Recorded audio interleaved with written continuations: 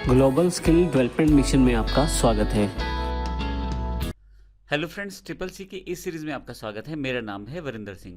पिछले सेशन में हमने देखा किस प्रकार से हम फ़ॉन्ट फॉर्मेटिंग की सेटिंग्स की जानकारी हमने ली। इस बार हम इस सेशन में अलाइनमेंट सेटिंग्स की जानकारी लेंगे, नंबरिंग, उसके बाद स्पेसिंग की जानकारी इंडेंटेशन के साथ इस सेशन में हम लेने वाले हैं। तो आइए शुरू करते हैं। नेक्स्ट जो हमारे पास यहाँ उपलब्ध है अलाइनमेंट सेटिंग्स।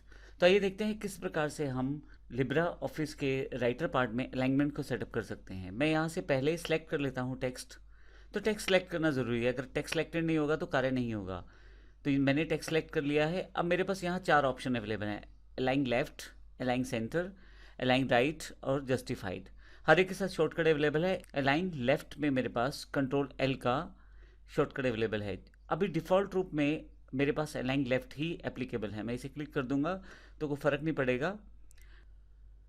बीच वाला अलाइनमेंट ऑप्शन जो है वो लाइन सेंटर है, कंट्रोल प्लस सी के साथ। आपने जो टेक्स्ट सेलेक्ट किया हुआ है, यानी कि टेक्स्ट को सिलेक्ट कर लें पहले आप, उसके पश्चात इसे प्रेस कर दें तो आपका जो टेक्स्ट है वो सेंटर अलाइन हो जाएगा, जैसे यहाँ पे है मेरे पास। इसके पश्चात अलाइन राइट है, मैं इसको राइट साइड पे अलाइन कर सकता हूँ। मैं इसे फिर से वापस लेफ्ट में ले आता हूँ। एक हमारे पास जस्टिफाइड है। अगर आपके पास कोई पैराग्राफ लिखा हुआ है और आप उसे दोनों तरफ से बराबर करना चाहते हैं तो आप जस्टिफाई का प्रयोग कर सकते हैं। मैं आपको बता दूं, इसमें लेफ्ट में लेफ्ट साइड झुका रहेगा टेक्स्ट और राइट साइड से वो बराबर नहीं करेगा, सिर्फ लेफ्ट साइड से बराबर करेगा। सेंटर में सेंटर वाली साइड से बराबर करने की कोशिश करेगा, लेफ्ट राइट साइड से बराबर नहीं करेगा टेक्स्ट को। और राइट साइड से अगर आप देखें तो राइट साइड से तो बराबर कर देगा, लेकिन लेफ्ट साइड से यहाँ पे टेक्स्ट बराबर नहीं रहेगा। लेकिन जस्टिफाई दोनों तरफ से बराबर करने की कोशिश करेगा। इसको एक एग्जांपल से समझते हैं। मेरे पास नीचे की तरफ एक पैराग्राफ है, मैं इसको सेलेक्ट कर लेता हूँ और जस्टिफाई कर देता हूँ। तो जस्टिफाई करते ही पूरा टेक्स्ट दोनों तरफ से सेटअप करने की कोशिश की गई है, थोड़ा थोड़ा स्पेस देके दोनों तरफ से बराबर करने की कोशिश की गई है। मैं कंट्रोल जेड करके फिर से दिखा देता हूँ। ये मेरे पास डिफ़ॉल्ट लेफ्ट लाइन पहले से अवेलेबल है। अब अगर आप सेकंड लाइन देखें, the 7th largest country by area and the most, यहाँ स्पेस खाली है, लेकिन जैसे ही जस्टिफाई करता हूँ ये उस स्पेस को भरने की कोशिश करता है, पीछे की तरफ लाइन में कुछ स्पेसिस को असाइन करके या देके। तो इस तरह से जस्टिफाई का प्रयोग आप कर सकते हैं। इनकी शॉर्टकट की ज़रूर ध्यान में रखिएगा। लाइन लेफ्ट के लिए कंट्रोल एल है, अलाइन सेंटर के लिए कंट्रोल ई, अलाइन राइट के लिए कंट्रोल आर और जस्टिफाइड के लिए कंट्रोल जे। नेक्स्ट ऑप्शन जो हमारे पास अवेलेबल है वो है बुलेट्स के रूप में। मैंने ये कुछ टेक्स्ट टाइप कर दिया है, मैं सिलेक्ट कर लेता हूँ। यहाँ पे सबसे पहला जो स्टाइल है वो है बुलेट लिस्ट। बुलेट लिस्ट का मतलब है डॉट्स अवेलेबल हो जाएंगे। अगर मैं क्लिक कर दूँ तो यहाँ डॉट्स आ जाएंगे। अब ध्यान रखिएगा, यहीं से ऑप्शन इनेबल होगा तो यहीं से डिसेबल, यानी कि ऑफ भी यहीं से होगा। अगर मैं इसको दोबारा क्लिक कर दूँ तो देखिए फिर से बुलेट्स हट गई हैं।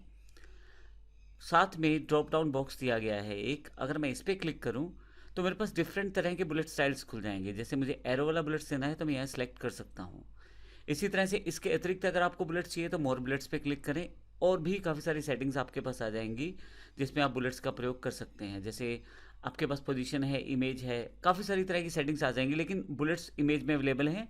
मैं यहाँ से कोई भी अट्रैक्टिव बुलेट्स यहाँ से लेके ओके कर सकता हूँ तो वो अप्लाई हो जाएगा। लेकिन अभी मैं इसे कंट्रोल जेड कर देता हूँ और वापस नॉर्मल फॉन्ट में ले आता हूँ बिना बुलेट्स के।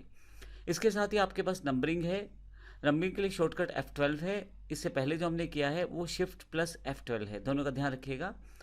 अगर आप बुलेट लिस्ट लगाते हैं शिफ्ट प्लस F12 यानी कि F12 है, लेकिन अब नंबरिंग लगाते हैं तो केवल F12 से आपका काम चलेगा। तो यहाँ पे F12 है शॉर्टकट, मैं क्लिक कर देता हूँ अगर इसे, तो मेरे पास नंबरिंग अवेलेबल हो जाएगी।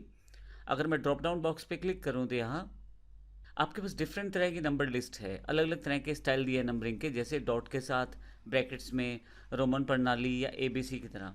तो मैं यहाँ इसे ले लेता हूँ तो मेरे पास ये फ़ॉन्ट नंबरिंग अप्लाई हो जाएगी। उसी तरह से इसमें मोर नंबरिंग में नीचे की तरफ से फिर से काफ़ी सारे ऑप्शंस हैं, इमेज है या पोजीशंस हैं। देखिए बिल्कुल वही बॉक्स खुल गया है, तो आप ये भी अप्लाई कर सकते हैं। अभी यहाँ से कैंसिल कर देता हूँ और इसे ऑफ कर देता हूँ। तो जब मैं क्लिक करूँगा दोबारा तो यही ऑप्शन डिसेबल हो जाएगा और यहाँ पे ये हट जाएगा। तो इस तरह से हम जो नंबरिंग है वो सेटअप कर सकते हैं अपने फ़ॉन्ट के साथ। आइए अब बात करते हैं इंडेंटेशन कैसे सेट की जा सकती है। आप अपने टेक्स्ट को सिलेक्ट कर लें। इंडेंटेशन का मतलब ये है कि आप लेफ़्ट से राइट की तरफ या राइट से लेफ़्ट की तरफ मार्जिन छोड़ते हुए अपने टेक्स्ट को लिख सकते हैं। जैसे ये देखिए मेरे पास यहाँ पे ये टेक्स्ट की 5 लाइनें मैंने सेलेक्ट की हैं और यहाँ मेरे पास इंडेंटेशन 2 ऑप्शन है। इंक्रीज इंडेंट, अगर मैं इसको प्रेस करता हूँ तो लेफ्ट से राइट की तरफ मूव करना शुरू हो जाएगा टेक्स्ट मेरा। ये देखें, आप ऊपर की तरफ ये वाला जो मार्जिन का बटन है इसे ज़रूर देखते रहें। जैसे जैसे मैं यहाँ से ये बटन दबा रहा हूँ ये राइट साइड की तरफ शिफ्ट होता जा रहा है। तो इस तरह से आप इंडेंट को इंक्रीज कर सकते हैं। और अगर मैं फिर से वापस लाना चाहता हूँ तो डिक्रीज इंडेंट कर सकता हूँ। तो इस तरह से आप इंक्रीज और डिक्रीज इंडेंट दोनों कर सकते हैं। अब इसका बेनिफिट कहाँ रहेगा? ज़्यादातर इसका बेनिफिट रहेगा जब आप नंबरिंग या बुलेट लिस्ट के साथ इसका प्रयोग करेंगे। जैसे मैं सेलेक्ट कर लेता हूँ सारा टेक्स्ट और यहाँ पे मैं एक नंबरिंग सेटिंग दे देता हूँ इसको। अब यहाँ पे नंबरिंग आ गई है। अब मैं अगर नीचे वाले टेक्स्ट को सिलेक्ट करूं और यहाँ से इंक्रीज इंडेंट करूं तो अब ऊपर वाला हेडिंग मेन हेडिंग और नीचे वाला सब हेडिंग्स में कन्वर्ट हो गया है। मैं इसको लेवल तक लेके जा सकता हूं। अगले लेवल पे मेरे पास यहाँ पे फिर से मैं थर्ड फोर्थ और फिफ्थ को मैं सेलेक्ट कर लेता हूँ और फिर से इंक्रीज इंडेंट कर देता हूँ राइट साइड की तरफ। तो देखें फिर से मेरे पास यहाँ पे मेन्यू सेटअप होता जा रहा है। फर्स्ट के अंतर्गत सेकंड है, सेकंड के अंतर्गत 3 ऑप्शन है, थर्ड फोर्थ फिफ्थ। तो इस तरह से आप सेटिंग कर सकते हैं। वापस लाने के लिए आप डिक्रीज इंडेंट का प्रयोग कर सकते हैं।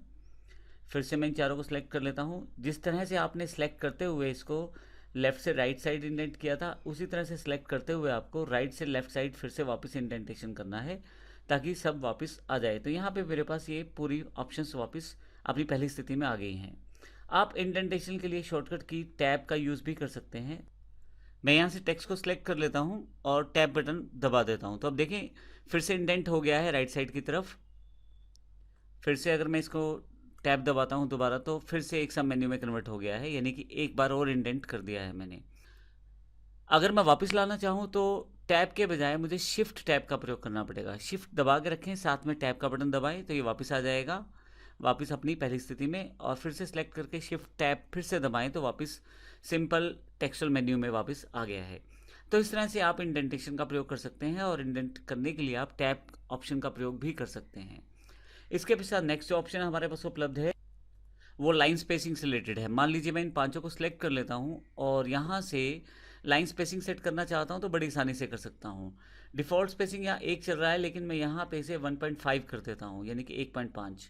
इसके अलावा आप 2 भी कर सकते हैं और आप कस्टमाइज़ भी कर सकते हैं। यहाँ पे आप लाइन स्पेसिंग को डबल कर सकते हैं, अर्थात जो 1 है वो 2 हो जाएगा। इसके अलावा यहाँ पे आप इनमें से काफ़ी सारे ऑप्शन दिए गए ऑप्शन में से जो भी आप चाहें उसे प्रयोग कर सकते हैं। मैं यहाँ डबल पे क्लिक करके इसे फाइनल कर देता हूँ।